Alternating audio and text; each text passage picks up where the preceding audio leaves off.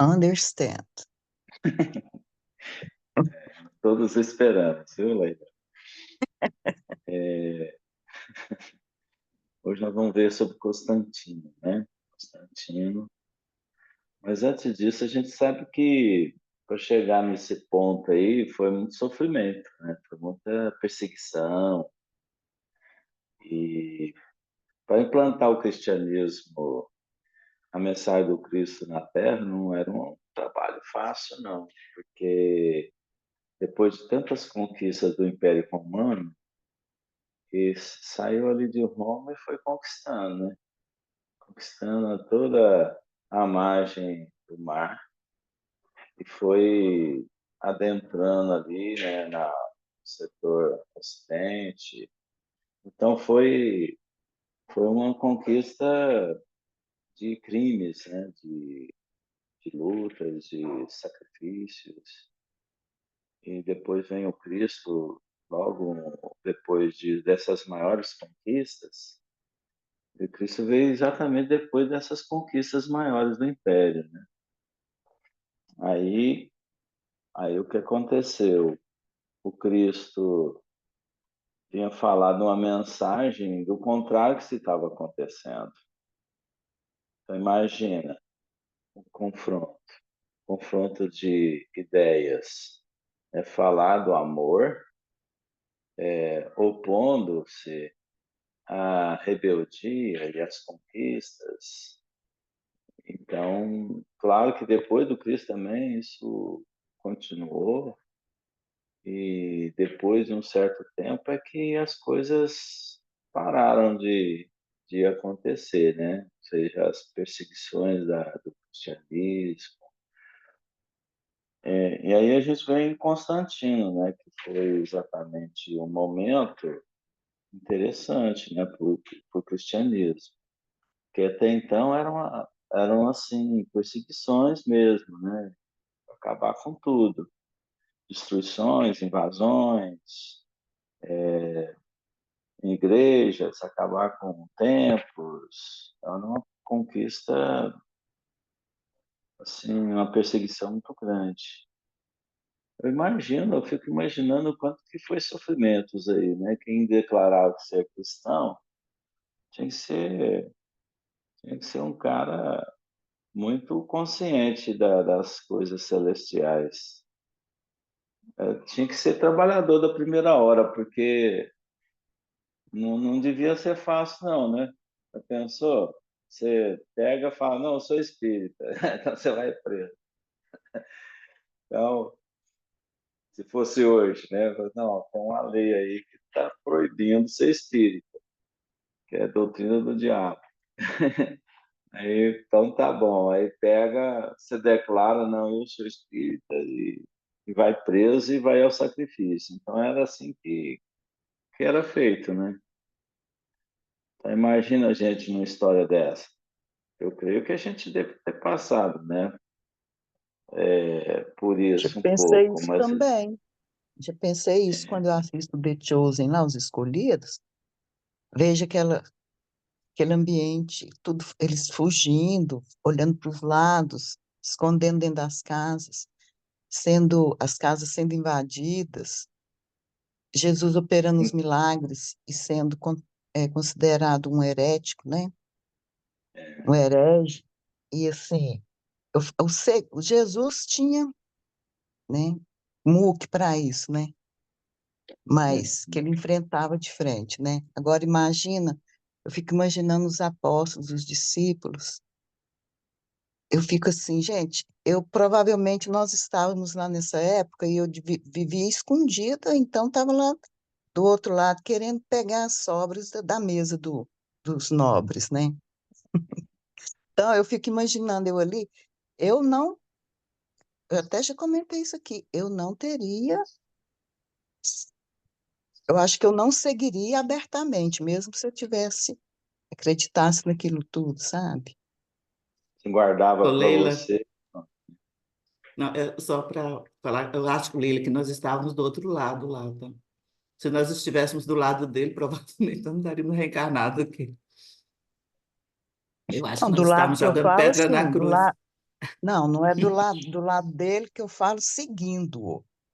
Podia estar, né, ali na plebe, como escravo, né, trabalhando ali como eles, né, os judeus ali, vivendo aquelas, Ou né, então porque você vê, inconsciente ainda, né? Mas assim, a eu escravidão acredito que ali, nós não tínhamos consciência do Cristo na época, não, não tínhamos mesmo. dá licença só um minutinho, eu falo assim, a subordinação ali era, mesmo para os rabinos ali, aquilo ali era terrível, terrível, sabe? Você ter que atender aquilo naquela lei mais radical, daquela forma, mas era o entendimento, né? A gente tem que ver que o entendimento era a lei de Moisés, ninguém conhecia outra lei, né? Então não tem nem como ficar comparando. Mas eu acho assim, podíamos estar ali entre os judeus, o povo oprimido, mas não assumimos aquilo, e por isso que a gente está aqui, né? Daniel, mas eu acho que sobre essa questão de perseguição, se nós pensarmos, nós como espíritas hoje, dentro da doutrina espírita, nós tivemos uma época, não muito distante, que nós não diríamos que éramos espíritas, porque nós éramos excluídos mesmo. As pessoas que não tinham a menor noção do que era a doutrina espírita, o estudo do cristianismo, nós éramos colocados, até às vezes a gente nem conseguia entrar em outros lugares. Eu conheço espíritas antigos que a gente tinha medo de passar, já falei aqui, a gente tinha medo de passar na calçada dele. O cara era completamente estigmatizado.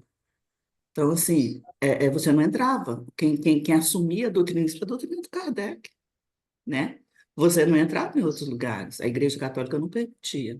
E como o catolicismo, pelo que eu estou te falando em termos de Brasil, nem sei como é que era lá fora. E como a Igreja Católica mandava, né? E a gente tinha até medo de falar com pessoas que eram da doutrina. Hoje é diferente. Hoje ser espírita é um lugar de honra, né? Ah, você é espírita, então, muito Ah, fácil que a gente. eu não acho que é tão assim, não, Francisco. O povo ainda tem, mesmo os espíritos, ainda tem muito preconceito com os médios. Fala que é médio, você fala que você tá vendo, que você tá ouvindo, que você desdobrou, que você fez as coisas durante o sono, eles falam assim, vai tratar. E Acha que é a gente. Não, mas muito aí já é um medo mesmo, e às vezes o próprio preconceito, né? O médio assim, dá medo, porque você não bom, sabe o que é que você está vendo em mim, né? No outro, aí você já fica. Mas melhorou, era uma assim, não questão. nego, não. Acho que nesse ponto, assim, melhorou essa questão que a gente pode falar que a gente é espírita, tudo. Eu estudei no Colégio Nacional, e lá o que tem de evangélico é um trem, assim, esquisito, né? Pelo menos na época que eu estudei lá tinha muito. E aí eles me perguntavam, né, que religião que eu era e tal. Aí eu falava, sempre falei, eu sou espírita. E aí eles ficavam tentando me converter. Falava que era coisa do demônio, não sei o quê. Mas isso ainda em 2004, 2005. Então, assim, ainda tem muito essa visão negativa, mas já melhorou um pouco, né, com a divulgação da doutrina espírita, com esses livros, filmes que têm saído, por exemplo, Nosso Lar, né? As pessoas têm tido um contato maior com a doutrina espírita, então tá um pouco mais é, leve, né? Mas mesmo dentro da doutrina espírita, existe ainda muito essa restrição com relação à mediunidade, por exemplo, né? Eu sou espírita, mas não Eu, fala de médium para mim, não.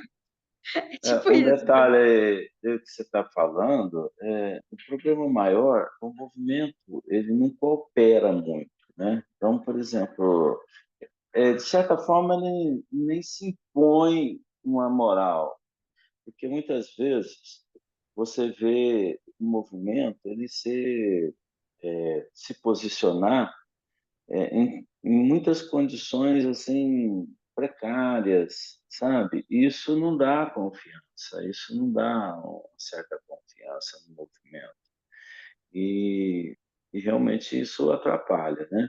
Mas agora tem instituições que dão muitos bons exemplos, né? Hoje você fala Chico Xavier, né? Chico Xavier foi nem uma instituição, mas foi um cara que se colocou numa posição de respeito moral. Então, existe esse respeito moral pelo Chico.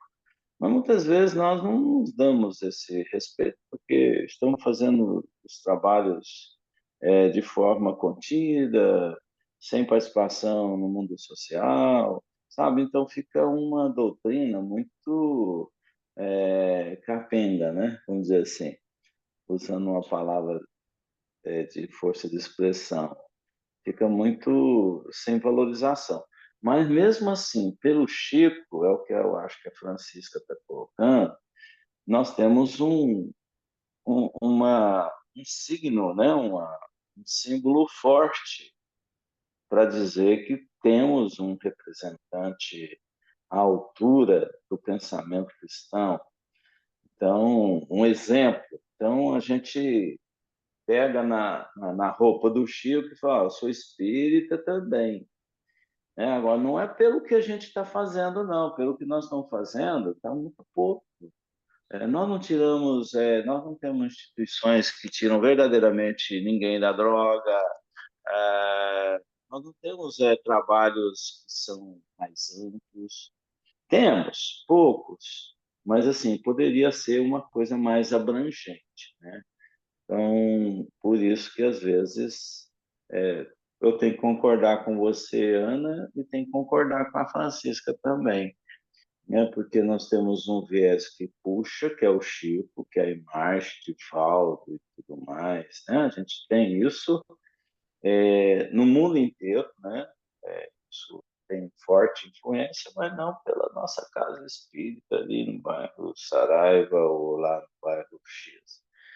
Eu acho que a Porque, gente ainda precisa de ídolos, sabe?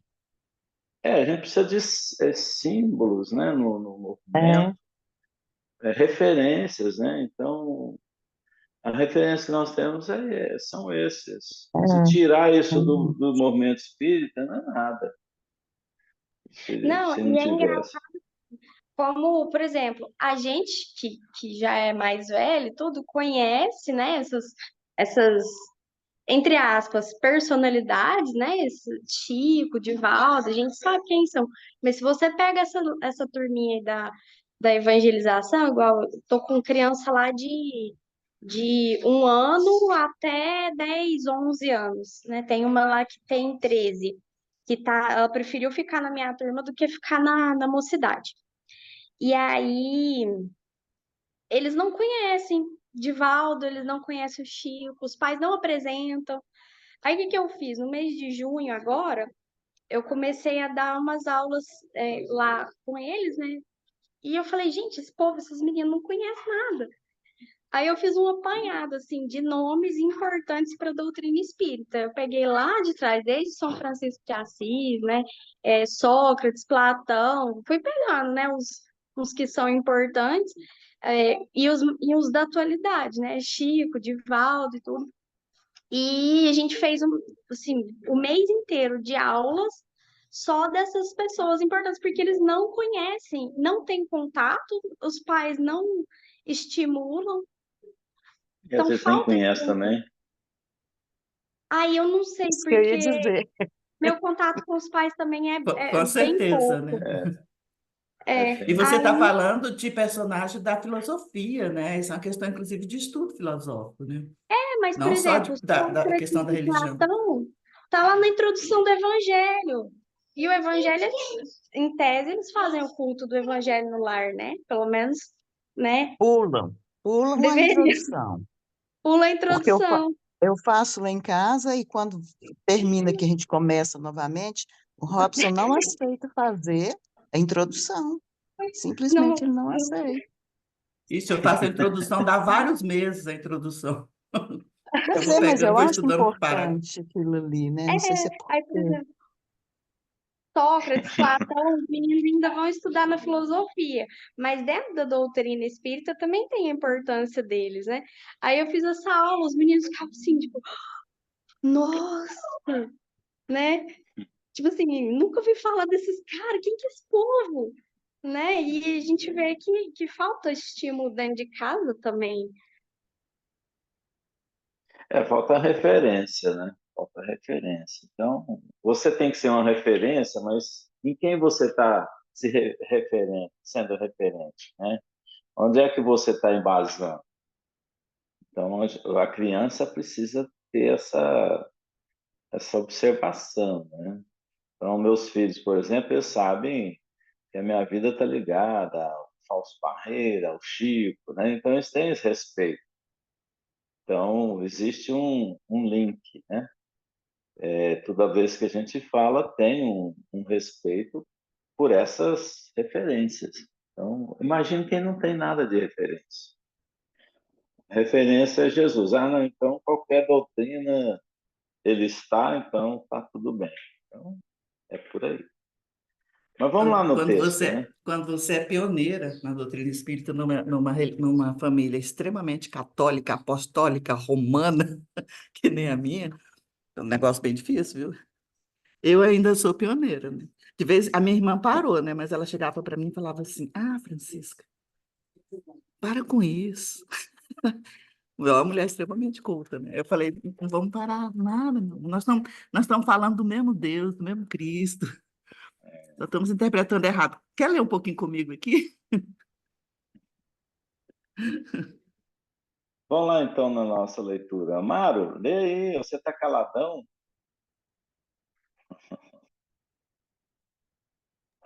Não, é que eu não tenho dúvida nenhuma, Daniel, de que nós, desde a época do Cristo, estávamos em cima do muro. Sempre fomos mornos. Por quê? Aqueles que eram Até hoje. rebeldes. É a nossa característica, negão. Não adianta a gente se iludir. Porque aqueles que eram contra, atuantes contrários, já descobriram a verdade, ou seja, já foram embora, já seguiram. Aqueles que eram a favor estão nos ajudando. É só você pegar um Emmanuel, um Bezerra, que foram pessoas, um Eurípides, que estava atuando, que participaram da vida do Cristo, quando ele encarnou. Ou seja, foram embora, se estão aqui, é porque estão para nos ajudar. Agora, nós não, a gente era daqueles que estava eu acho que nem as migalhas, Leila, a gente queria, não. A gente estava querendo, realmente era nada com a vida. A gente simplesmente, eu não sei, eu acho que pelas nossas características, somos aqueles que estão tendo a oportunidade de descer do muro agora. Mas vamos lá, Constantino. As nossas consciências ainda não eram ligadas à consciência de Jesus, amado. Não, mas a gente não estava ligado, eu acho que era nada, a gente era morno mesmo. É o que o Cristo falou: os mornos serão vomitados. Eu acho que o fato de ser morno é que é o grande problema de muita gente ainda hoje. Se vai para um lado tá bom, se vai para o outro tá bom, e assim vamos nós. Agora que a gente está começando a despertar, opa, eu não quero ir mais para esse lado, eu quero ir para o outro. Eu, pelo menos, me sinto assim. E dou graças a Deus de ter, apesar de que um pouco tarde, mas pelo menos já ter escolhido o lado agora, o lado que eu quero ficar. Tá certo. Então, vamos lá, Constantino. As forças espirituais que acompanhavam e acompanham todos os movimentos do orbe, sob a égide de Jesus, procuram dispor os alicerces de novos acontecimentos que devem preparar a sociedade romana para o resgate e para a aprovação. A invasão dos povos considerados bárbaros é então entrevista. Uma forte anarquia militar dificulta a solução dos problemas de ordem coletiva, elevando e abatendo imperadores de um dia para outro. Sentindo a aproximação de grandes sucessos e antevendo a impossibilidade de manter a unidade imperial, Diocleciano organiza a tetrarquia, ou governo de 4 soberanos, com 4 grandes capitais. Retirando-se para Salona, exausto da tarefa governativa, ocorre a rebelião militar que aclama Augusto a Constantino, filho de Constâncio Cloro, contrariando as disposições dos 2 Césares, sucessores de Diocleciano e Maximiano. A luta se estabelece e Constantino vence Maxêncio às portas de Roma, penetrando a cidade, vitorioso, para ser recebido em triunfo. Junto dele, o cristianismo ascende à tarefa do Estado com o Edito de Milão. Gente, essa política, ela, desde das antigas épocas, né, ela é muito forte. Os interesses, né, dentro ali, era muito forte. Até hoje, né, como tem manipulações, como tem acertos internos para isso continuar, né? Nós não temos assim, vamos agora ver quem é que vai viver uma eleição livre, aberta. A gente sempre volta àqueles que realmente sempre se posicionaram ou estão sendo representantes. Então, parece que dentro do processo de governo, em todo lugar, é assim. O jogo de interesse, o jogo de empurra e encolhe, né? Leila, você ia falar? Não. Então, a espiritualidade já sabia do que ia acontecer, né? Ela já fazia uma leitura plena da situação, sabia que os movimentos do orbe estariam muito fortes, né? Então, de certa forma, a gente tinha ali acontecimentos que vinham acontecendo e que viriam acontecer. Então, eles tinham ciência muito bem do que ia espiar as pessoas cristãs, aqueles que seguiam Cristo. Então, sempre teve essa visão e aí tomavam as providências. Ela nunca se cansava de enviar soluções para a Terra, ou seja, diante das situações apresentadas, eles não se cansavam, porque já sabiam que seria muito difícil implantar o cristianismo no mundo, que não seria fácil. Então, teria que ter a cooperação mais direta da espiritualidade. Teve, né? Sempre teve o apoio imenso da espiritualidade, como até hoje, né? Senão já teria morrido alguns pensamentos, algumas filosofias. A doutrina cristã era tão abafada, já estava tão abafada, que ela quase que foi alguma coisa muito sutil, muito aquela doutrina pequena, um pensamento pequeno. Ela chegou nesse ponto, né? Mas, assim, por causa das forças, né? As forças negativas estavam influenciando. Então, a invasão dos povos considerados bárbaros é, então, entrevista, que a espiritualidade já estava sabendo que isso ia acontecer, as conquistas, voltar ao território, né? Como a Itália, a Roma, tinha pego lá a região das Galhas, né? Então tinha que reconquistar isso. Então era uma luta constante de poder e de força, né? Principalmente de força. Quem tinha o exército melhor, quem tinha as melhores conquistas. Então era uma questão de orgulho, né? Eu conquistei isso e agora estou tendo que fazer a administração disso tudo. Então foi onde que se teve o Diocleciano, ele determinou a divisão em 4 poderes, justamente para facilitar para ele, que era muito cansativo fazer todo aquele controle que eles já tinham conquistado há séculos, porque antes mesmo do Cristo ali já estava sendo essas conquistas operadas.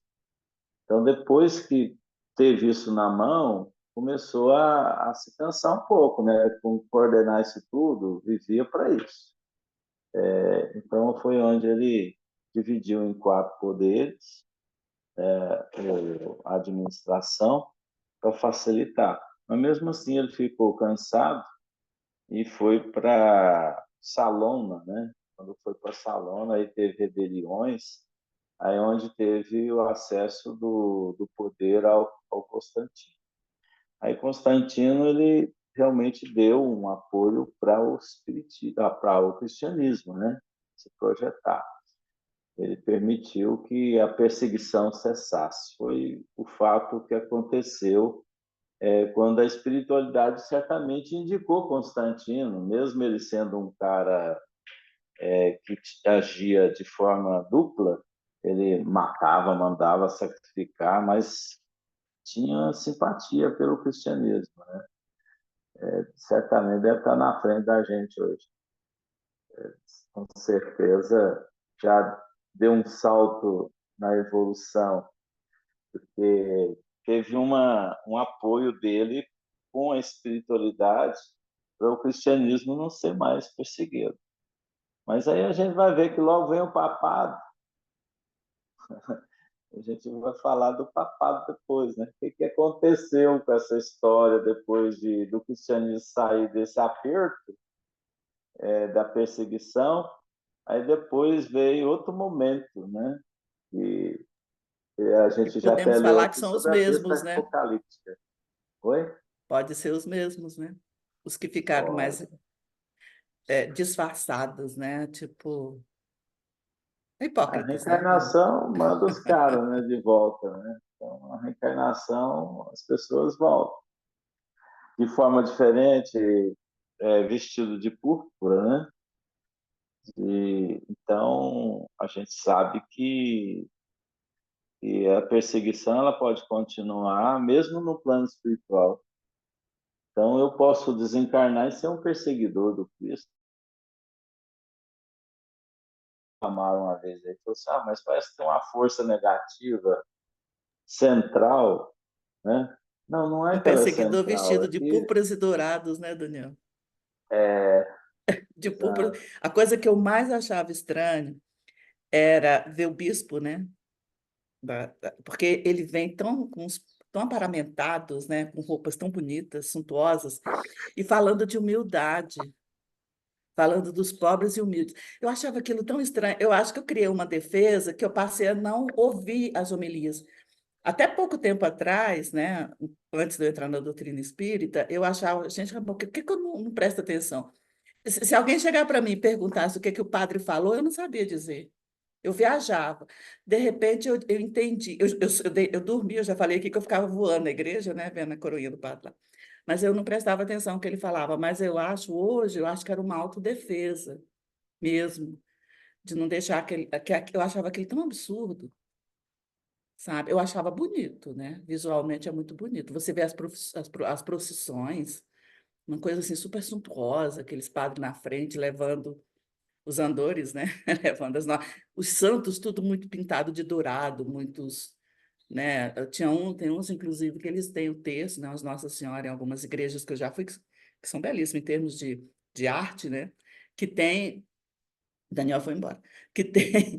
Que coloca os colares, né? Como é que chama? Como é que chama? Terço, rosário, né? E que são pérolas.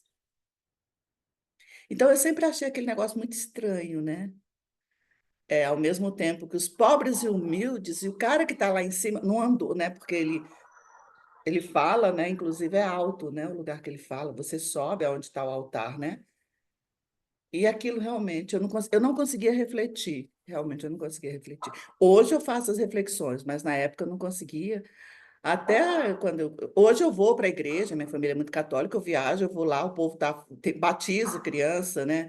Tem as missas de sétimo dia, tudo, eu participo de tudo, né? Mas só que com uma consciência diferente, né? Mas foi muito difícil para mim, muito difícil mesmo. É exatamente isso que acontece, né? As pessoas vão enxergando aos poucos, né? E hoje você já está enxergando, tá bom. Tem que participar mesmo. A gente não pode julgar, né? Igual tivemos aí esse momento da Romaria, né? A festa de Romaria. Então, você não pode criticar o indivíduo que está andando ali a pé, tá andando de joelho, tem sim. Então, tem que ter o respeito, saber que realmente estão vivendo uma confiança interna superior a muitos espíritas, superior a muitos que sabem raciocinar, que estão Eu também julgando. penso assim, sempre nessa época eu penso assim, gente, quantos ali recebem graças, né? Muitos, Por muitos. conta da fé deles. Agora, a maneira de expressar, de exteriorizar, é deles, é o momento deles, né? Que nós também já tivemos, com certeza, dessa mesma É, forma. E o mais legal tem que que eu ter acho é que respeito. a gente lê isso na doutrina espírita, né? A espiritualidade, os guardiões, que são aqueles mesmos que a gente conhece na doutrina espírita, eles estão lá pertinho daquele fiel que está lá sentado de joelho, orando em frente a uma imagem, né? Então, isso é maravilhoso quando a gente começa a ter consciência disso, né?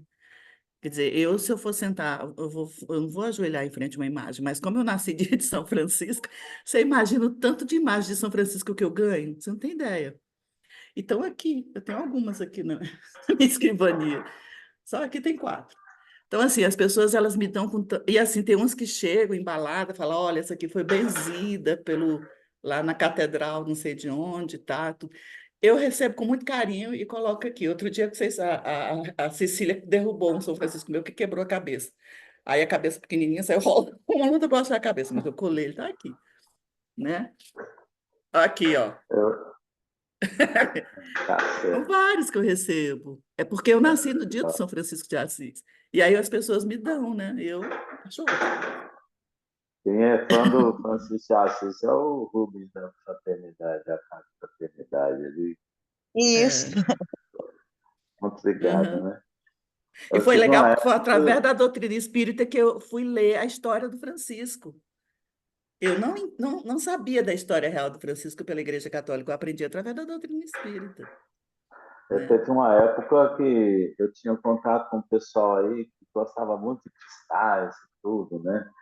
Aí me presenteava. Eu tinha, para colocar nas portas para não bater, aqueles pesos, né, de cristal. Aí que me serviu muito tempo, né, para a porta não bater. Aí eu falei, mas estava ali. Eu falei, não, esse aqui eu não posso jogar fora, não, que me deram. Aí um cristalzinho para colocar ali em cima da bancada, né? Eu não sei de onde foi esse trem, eu acho que Não, sumiu. e a energia amorosa que vem nesses É, presentes, que a gente não pode descartar. Eu não vou adorar uma imagenzinha que já quebrou a cabeça aqui de São Francisco, como se fosse o Espírito do Santo. Mas eu tenho um carinho muito grande, porque eu sei que as pessoas que me deram acreditam realmente que se eu colocar a imagem, são as 4, tanto aqui, a imagem de São Francisco, ela está me protegendo. Então, só essa fé já eu respeito e fico já é o quieta, as pessoas nem bastante. sabem que eu sou espírita, né? Eu recebi isso no trabalho, gente. Tinha os velhinhos, né, que eu atendia a parte da Previdência, né? E tinha uns senhorzinhos bem idosos, que depois que eu fazia todos os atendimentos de pensão por morte e tudo, que ele se sentiu acolhido, aí eles iam investigar a minha vida. Quando sabia que eu tinha nascido de São Francisco, lá e vem a imagem de São Francisco, essa, inclusive, é uma delas que eu ganhei. Então, assim, eu fico muito agradecida e aonde eu puder tirar, eu estou colocando imagem de São Francisco aqui. Bom, vamos seguir aqui, né? Alguma consideração sobre essa história aqui? Porque, na verdade, é só um marco de mudança, né? Que deu aqui Emmanuel sobre Constantino, e foi nesse império aí que o cristianismo ele teve mais respeito. Foi tanto respeito que agora nós vamos ver uma alta fase.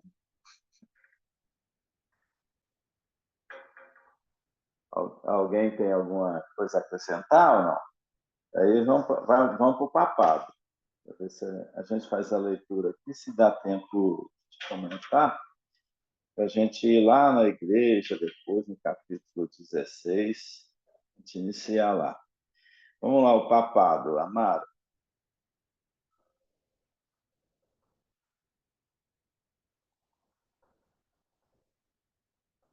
Desde a 10ª perseguição que o cristianismo era considerado em Roma como doutrina morta, mas os prepostos do mestre não descansavam, com o nobre fim de fazer valer os seus generosos princípios.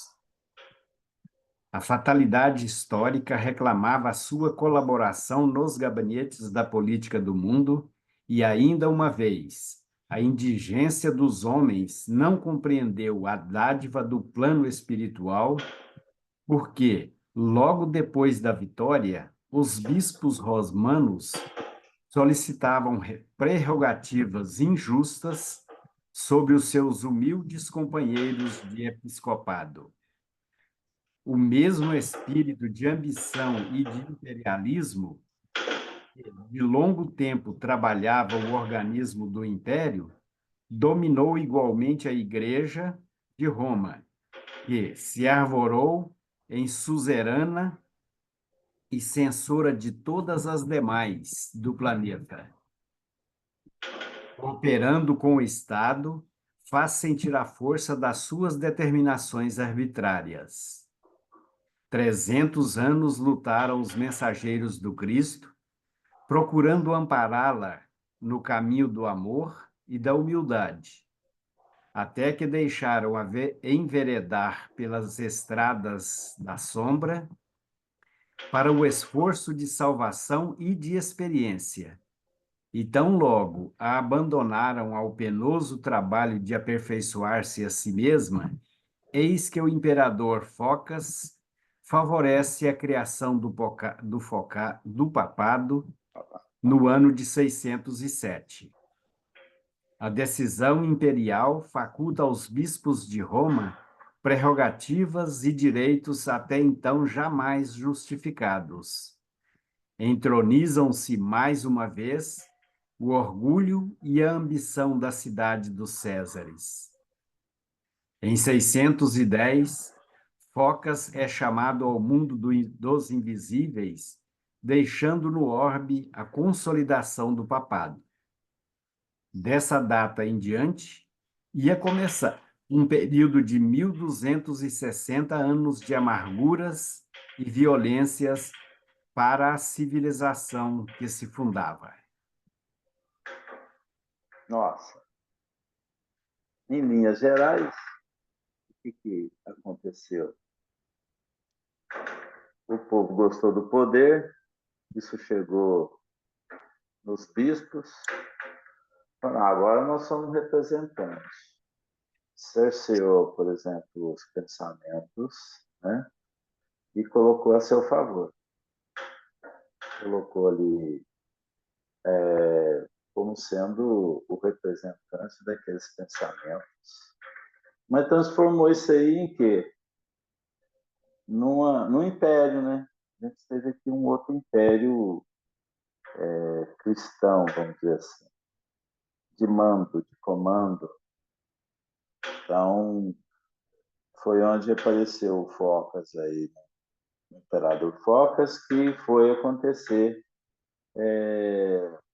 uma certa valorização para o poder próprio. Então, igualmente acontecia nos impérios, o poder, aqui a gente tinha o poder na religião, porque sempre teve a palavra final, né? Ou até hoje, né? Você ouve na televisão, não cristiano, mas você vê o Papa falando a paz, por exemplo, para ter em determinados lugares, né? Como sendo a palavra final. Então, só que é diferente hoje. A gente não tem como era. Aqui era poder mesmo. Aqui tomava-se terra, assim, definia a vida das pessoas. Né? Vou falar, Francisco. Não, eu estou pensando aqui que agora eu estou lendo de novo aqui, estou vendo que ele falou que o Focas, né, que é o imperador, é o Flávio Focas, né? Eu acho o nome dele. Que ele foi chamado ao mundo dos invisíveis, né? E para mim passou batido, né? Agora que eu estou entendendo, gente, o mundo dos invisíveis, o homem desencarnou, né? Desencarnou. Tá vendo que a gente lê o negócio? Mundo, você está falando, eu estou lendo aqui, Focas é chamado ao mundo dos... Eu falei, ai, gente, mundo dos invisíveis é porque o homem sabe. Encarnou. Mas por que a espiritualidade não impediu isso? Tudo é aprendizado, né? foi uma estratégia da espiritualidade deixar isso nas mãos, porque aqui logo no início do texto a gente vê do texto Constantino, né? A invasão dos povos considerados bárbaros é então entrevista. Uma forte antes, as forças espirituais procuravam dispor, alicerce, preparar a sociedade romana para o resgate e para a provação.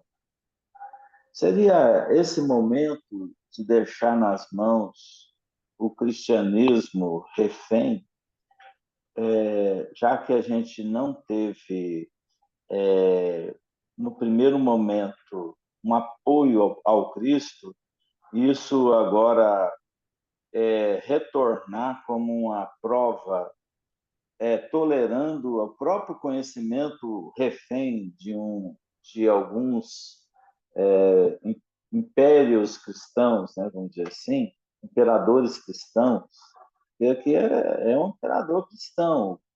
Surge o papado, 1260 anos de papado, e foi realmente a Inquisição, momentos difíceis que a civilização passou, foi um período complexo, desde anos 603, 7, né, até bom, aí foram mais de 1260 anos, então você soma aí 1260 mais 607, nós vamos ver 1870, né? E 67 é mais ou menos quando surge a doutrina espírita, né? Como consolador. Exatamente. Quando a doutrina aparece, né? Quando termina É para você fazer a essa diferença, regência. né? Eu acho que é tão perfeito tudo que está tudo no movimento da ação e reação, né? Quem foram esses cristãos sacrificados? Quem seriam eles antes, né? Então, Se não assim, tivesse o papado, vocês acham que o cristianismo tinha passado? Tinha sido morto? eu acho que não. Porque Eu acho que com as ações dos imperadores, a doutrina espírita estava, a doutrina cristã estava sendo morta, encostada. Ela como se fosse uma pequena doutrina ali, pequena, sem embrião nenhum. Mas depois a gente vê que Constantino deu uma reavivada. Aí reavivou e surgiu o interesse maior do clero. Então, que tivesse nas mãos essa doutrina, já que foi liberado, então vamos pegá-la para nós. Ele inclusive, o pegou, movimento do orgulho e da vaidade foi que fez ela crescer, né? Eu acho que tudo é tão perfeito que até pegar as imperfeições humanas é que trouxeram o conhecimento dela até hoje. Né? A gente conhece, pelo menos, o mundo das trevas, né? Que é a Idade Média, as atrocidades que a Igreja Católica fez, né? Em nome do Cristo, em nome do cristianismo, é o que faz a gente estar isso muito vivo, né? Na mente da gente. Então, assim, é, eu acho que tudo é tudo. E essa ação, né? Um vem de um jeito, o outro vai, volta no lugar do outro, e aí um vai reorganizando a coisa para chegar no equilíbrio, que é da ação, da reação diante da ação anterior. eu fico pensando na dificuldade da espiritualidade, na hora que foi para escolher um imperador para valorizar o cristianismo, né? Nossa, quem é que nós vamos colocar? Aí tem lá o Constantino, esse cara, ele tem um lado bom, vamos aproveitar. Ele mata, mas ele vai fazer o bem para a doutrina cristã. Aí indicou e fez ele chegar no poder. Eu creio que isso foi realmente uma ação da espiritualidade para que ele desse vida de novo àquilo que estava morrendo. Estava morrendo, aí apareceu outros interessados depois que ela recebeu a vida. Fala, Mário, você ia falando.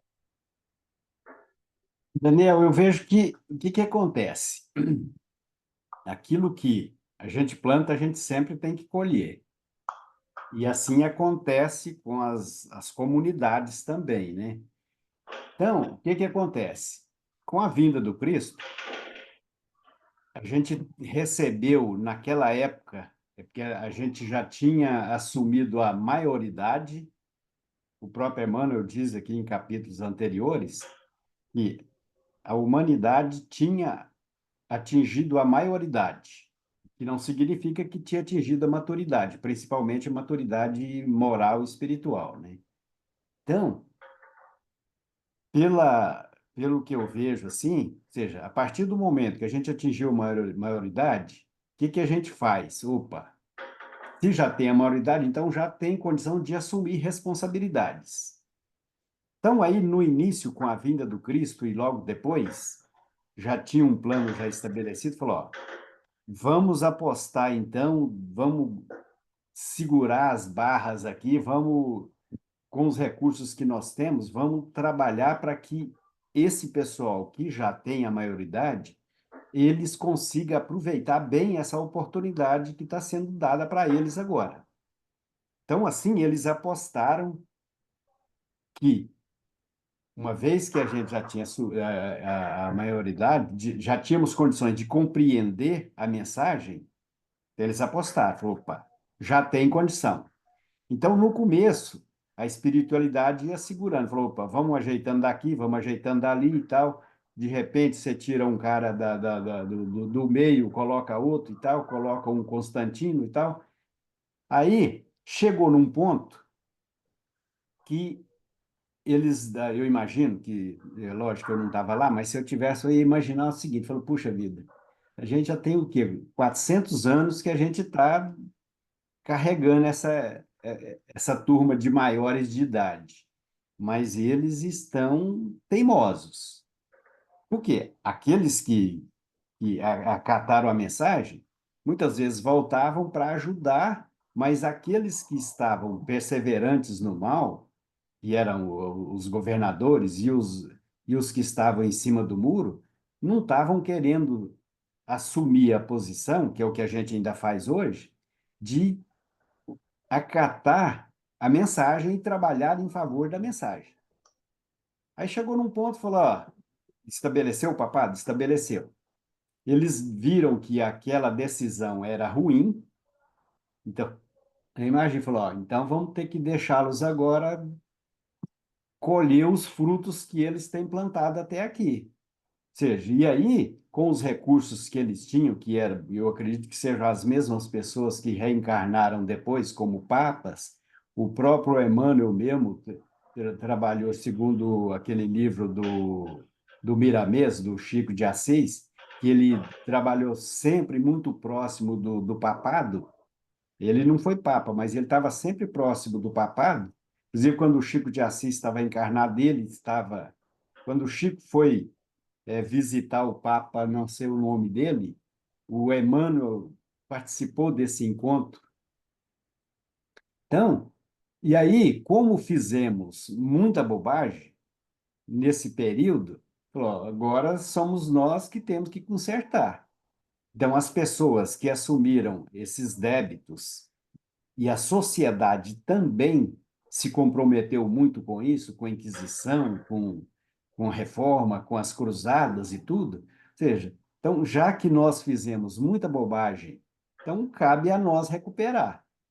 E assim a gente vem labutando até agora. E de vez em quando aparece alguém que passa principalmente depois aí com a última cartada que eu imagino assim do Cristo, que foi em 1857 com a codificação da doutrina espírita. Opa, já deram muita cabeçada, então vamos organizar, vamos mandar para eles agora a mensagem de forma clara, sem subterfúgios.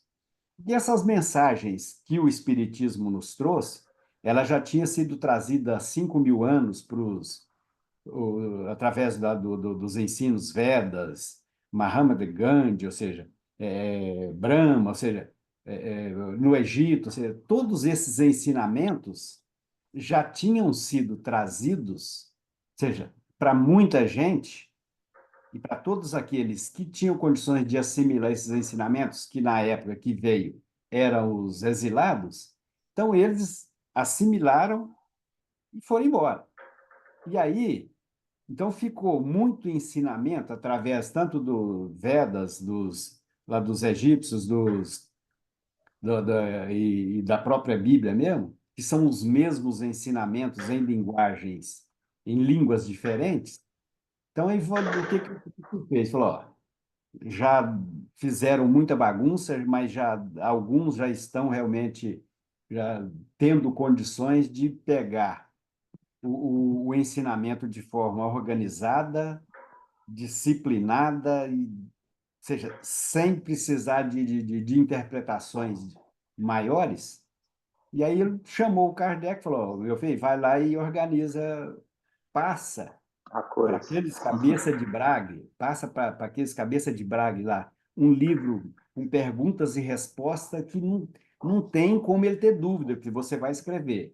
Aí passa o Evangelho, passa o Livro dos Médiuns, ou seja, ensina para eles de forma muito clara qual que é a minha mensagem. Porque quando a mensagem veio na antiguidade, veio para o que eram chamados os escolhidos, que eram como é que é o termo que usa lá? Não é escolhidos, não, eram você tinha a mensagem que era para o povão e a mensagem para os padres da época, lá, para Os iniciados. os iniciados, é isso mesmo. Então, ou seja, os iniciados eram os que tinham condições de entender a mensagem. Então, e depois que o Kardec trouxe a coisa bem organizada, bem simples, bem clara, todos nós podemos ser iniciados. Basta pegar um livro desse e ler. Tanto é que nós temos um iniciado aqui, que é o Daniel, que está coordenando um estudo para os outros iniciados aqui, e sem ter um treinamento especial para ser iniciado. E a coisa está tão mastigada agora que qualquer um consegue entender, sabendo ler, querendo ler, a mensagem está clara para nós hoje. Opa! Então, agora vamos ver se a gente consegue, com essa doutrina, recuperar grande parte do tempo perdido e ver se a gente ainda consegue fazer com que grande parte desses que estavam em cima do muro não sejam traditados, não sejam É, jubilados. nós estamos mais cegos guiando cego. Mas pelo menos temos os livros, que se a gente se ater aos livros, é lógico que a gente ainda dá umas danieladas, dá É, umas amareladas e tal, acaba emitindo, amarela. Mas nós acaba emitindo tive pareceres experiências na fora do época que também. tá. Então, mas as amareladas, as danieladas que a gente fizer, se foi a amarelada correta, bom, se não foi, vão pagar por elas também, né? Aqui tem leilada, tem franciscada, osanada, guilhermada, ana, Laudarada. tem todo mundo. Então, é isso mesmo, viu, Amaro? Essa sua colocação aí foi positiva, né? E realmente o surgimento da doutrina espírita veio num momento muito importante. A espiritualidade já sabia que ia ficar 1263 anos. A gente sabe lá, o cálculo a gente fez aqui, a besta apocalíptica, né? A Ô, gente, o 666. Papa da época era um inocêncio qualquer coisa, né? Porque teve vários inocêncios, eu estava aqui tentando lembrar, O Papa era um parece que era inocêncio. inocente mesmo. Eu sei que teve, não O- sei se foram 4 papas inocêncios ou foram 3, mas é um inocêncio. Porque, Eu lembro por na causa do livro verdade, Francisco de Assis, né? Que eu li também. então, o cristianismo ele recebe um apoio, né, vamos dizer assim, da própria igreja, mesmo que seja com as condições que ela tinha. Ela realmente pôde fazer ela acontecer viva durante todo esse tempo. As citações que o Amado fez, né? Com certeza ali tinha espíritos que encarnavam ali próximo para tentar, mesmo não ser, mas tem dia que eu fico pensando, não, o movimento espírita é mais ou menos assim, né? Você tem que estar tendo paciência, Aí muda presidente, muda outro presidente, com a ideia mesma, depois muda o outro que vem com outra ideia. Então parece que é assim mesmo, é da mesma coisa, para aquilo durar, para aquilo continuar, pelo menos continuar vivo. Em Daniel, eu vejo aqui, porque quem fez o estrago, por exemplo, se eu construo, que enquanto a gente tem espíritos puros que criam planetas, os cristos criam planetas, nós, os da base, a gente cria inferninhos. Ou seja, então, se eu criei um inferninho para mim, e esse inferninho está envolvendo mais 3 pessoas, ou seja, eu criei esse inferninho, então, Amaro, é você que tem que recuperar esse inferninho. Então, não adianta chamar alguém de fora para resolver meu inferninho. Eu chamo alguém de fora para me, opa, vamos dar uma forcinha ali para o Amaro para ele resolver o inferninho dele. Porque não tem almoço de graça. Porque se eu estraguei, negão, é eu que tenho que consertar. Então, se eu falei bobagem e essa bobagem que eu falei prejudicou alguém, então, Amaro, é você que vai ter que fazer com que essa pessoa que foi prejudicada se recupere. Então, porque a lei do progresso e a lei de ação e reação, legal, é muito clara e é muito simples. Ou seja, o que você plantou, cabe a você colher. E não tem como sair disso. Se você plantou bem, querendo ou não, você vai colher o bem. Agora, se você plantou mal, Amaro, realmente cabe a você. Então, se eu fiz o mal, eu era um imperador, fiz o mal, aí de repente eu volto como um papa, tendo uma chance de consertar aquele mal que eu fiz. Agora, o que que eu faço? Eu não conserto, eu crio mais problema. Opa, se você criou mais problema, mais na frente você vai ter que voltar de novo para resolver esse problema. E assim a gente vai dando cabeçada. E de vez em A quando. espiritualidade, graças a Deus, Amara, a espiritualidade está apoiando sempre. Ela não nos deixa. Ela Eu que o envia na hora diga. certa, envia na hora certa, mesmo aquilo que parece estar sendo perdido, não está sendo perdido, né? A gente viu aqui a Amélia agora mesmo, né? Ela está aí, ó, comprometendo desde cedo em live. Em live.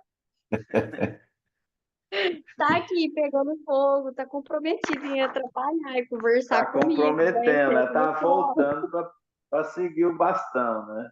Isso é bom. Não, e ela lembra de sonhos, né? Ela desdobra também, igual eu. Aí, Ela, ó, tá vendo? esses dias, ela tava assim pra mim: Mamãe, você me levou num jardim lindo, era um jardim de Jesus. Olha Desse jeito. só, viu? Ela lembra de Segura tudo. na Todo mão dia ela dela, conta. viu? Segura na mão dela. Todo dia ela conta o trem. É. Então, semana que vem a gente vai falar no capítulo 16, né? Igreja e invasão dos bárbaros. Vitórias do cristianismo. Então, semana que vem, tá? Vamos comer pastel. Bom Né, dia, Amaro? bom Fiquem com domingo e Deus. até semana que Bom vem. dia, bom Guilherme, dia. foi muito bom ver você de novo. Que você Eu vou possa ver. devagarzinho. Eu adorei ouvir você. Na próxima eu vou participar, mano. Tá bom. Obrigado por você Beleza. me receber de Tchau, novo. Um tchau. Obrigado, abraço. gente. Fiquem com Deus. Oi, gente. Tchau, Tchau. iniciados. Tchau, colegas Tchau, iniciada. iniciados.